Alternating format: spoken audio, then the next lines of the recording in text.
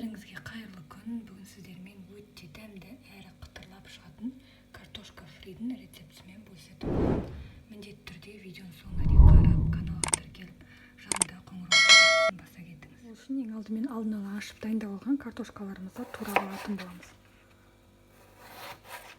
Ұзынша етіп турасаңыздар болады.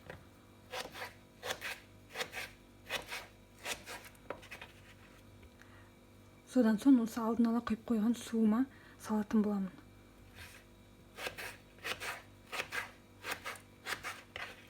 Суымыз салқын болуы қажет.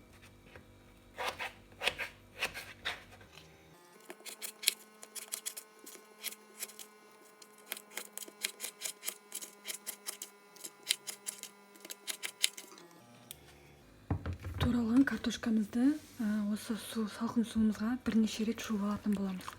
Крахмалы кеткенше бірнеше рет жуатын боламыз.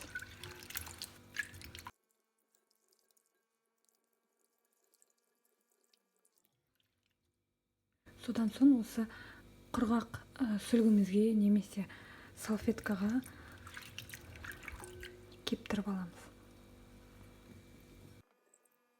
Содан соң құрғатып дайындап алған картошкаларымызды қызып тұрған майда қуыратын боламыз.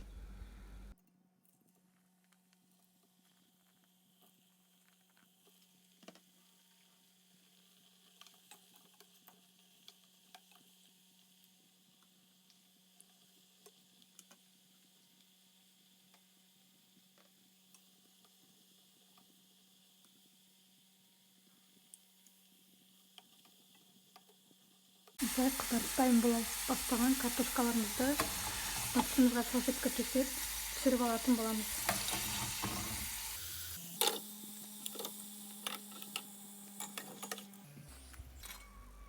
Содан соң ыссы күйінде бетіне тұз сеуіп отыратын боламыз.